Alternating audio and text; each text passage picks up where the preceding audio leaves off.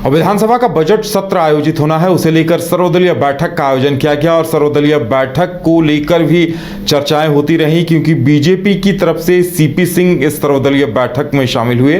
बताया जा रहा है कि स्पीकर ने उन्हें फोन कर आमंत्रित किया था। आप देख सकते हैं तस्वीरों में सीएम हेमंत सोरेन मौजूद रहे, उनके साथ तमाम आला नेता मौजूद रहे, वरिष्ठ विधायकों में सरयू राय मौजूद रहे, उनके साथ तमाम दलों के प्रतिनिधि इस बैठक में मौजूद रहे। क्या कुछ तैयारियां हैं, क्या कुछ विचार हुआ है, क्या कुछ निर्णय लिए गए हैं, इन तमाम चीजों को जानने के लिए हम रुख करेंगे अपने संवाददाता नीरज का।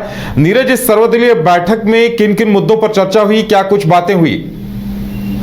देखिए, एक जो औपबंधिक सूची होती है वो पहले जितने भी दलों के जो नेता थे वो पहुंचे हुए थे, विधायक दल के नेता पहुंचे हुए थे, उनको दिया गया था। और उसके बाद जो है तमाम जो विधायक या फिर जो विधायक दल के नेता थे वो उस औपबंधिक लिस्ट को देखते हैं और उसके बाद अपनी ओर से राय देते हैं। उसके साथ साथ जो समन्वय स्थापित होना चाहिए सदन में, उसको लेकर भी बात हुई।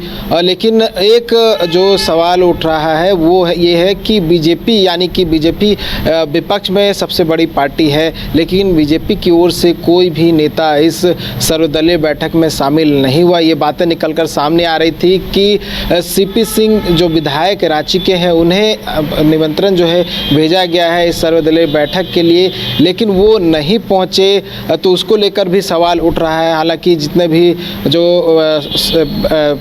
पार्टी के नेता हैं वो पहुंचे हुए थे। अगर बात कर ले तो क्योंकि अध्यक्ष रविंद्रनाथ महतो की अध्यक्षता में ये बैठक हुई थी और सीएम हेमंत सोरेन खुद पहुंचे हुए थे, और जो संसदीय कार्य मंत्री है राधा कृष्ण किशोर वो पहुंचे हुए थे, विधायक दल के नेता जो कांग्रेस के हैं प्रदीप यादव वो आए हुए थे, जनार्दन पासवान जो एलजेपी से हैं वो आए हुए थे, जदयू से सरयू राय थे, और तमाम जो पार्टियों की बात कर ले उनकी ओर से प्रतिनिधि आए हुए थे। आरजेडी से बात कर ले तो सुरेश पासवान जो विधायक दल के नेता वो आए हुए थे, लेकिन बीजेपी की ओर से कोई नेता नहीं आया हुआ था। इसको लेकर सवाल उठाया जा रहा है। और अगर बात करें तो इस बार जो बजट का जो सत्र है वो 24 से शुरू हो रहा है, लेकिन अमूमन जो देखने को मिलता था वाद विवाद का जो समय रहता था वो एक दिन का होता था, लेकिन इस बार वाद विवाद का जो समय है वो 2 दिन कर दिया गया है, यानी कि 2 दिन बजट को लेकर जो वाद विवाद है वो हो सकेगा। साथ ही एक और बदलाव इसमें किया गया है।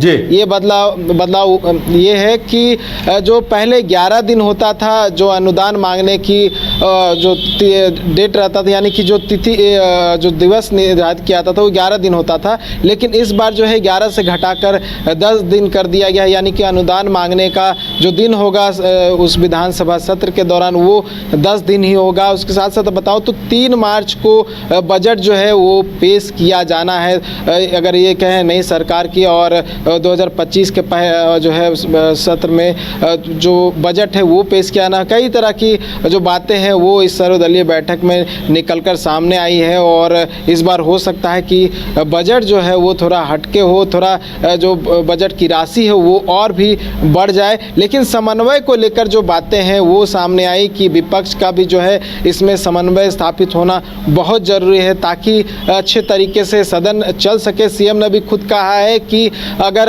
जितने भी विधायक हैं वो अपने अपने क्षेत्रों को मुद्दों को या फिर राज्य स्तरीय मुद्दों को उठाते हैं तो इससे राज्य का भला होगा और सदन जो है अच्छे से चलेगा। तो ये सर्वदलीय बैठक में कुल मिलाकर जो चीज़ें निकल कर आई यही था। उदय, नीरज, ये भी चर्चा चली थी कि सीपी सिंह को आमंत्रित किया गया था, स्पीकर की तरफ से उन्हें सूचना दी गई थी, लेकिन कायदे से यहाँ आना तो बाबूलाल जी को आना चाहिए था।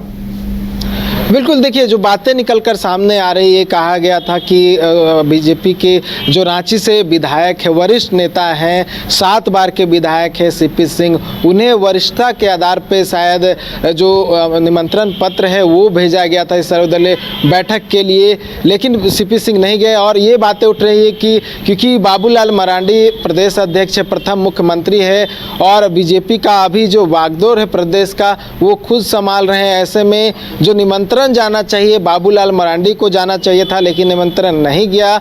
ये लगातार जो है सवाल उठाए जा रहे हैं। लेकिन ये कहा जा रहा था कि जो अध्यक्ष थे उन्होंने कहा कि उनको आना चाहिए, बातें रखनी चाहिए, क्योंकि सभी जो दल हैं उनका सहमति समन्वय बहुत ज़रूरी होता है सदन में। सदन सभी का है, इसलिए सभी को आना चाहिए। इसको लेकर जो बातें हैं वो निकलकर सामने नहीं आई कि क्यों सिर्फ जो है सीपी सिंह को भेजा गया था और किसी अन्य नेता को क्यों नहीं भेजा गया था। लेकिन बातें जो है यही निकलकर सामने आ रही है कि सीपी सिंह के जगह पर किसी और नेता को भेजना चाहिए था। उदय, चलिए अब देखने वाली बात ये होगी कि आगे इस पर बीजेपी की तरफ से क्या कोई प्रतिक्रिया आती है कि या फिर ये मामला यूं ही आगे भी तूल पकड़ता हुआ दिखाई देता है, ये देखने वाली बात होगी। नीरज, हमारे साथ जुड़ने के लिए और तमाम जानकारी देने के लिए आपका बहुत बहुत धन्यवाद।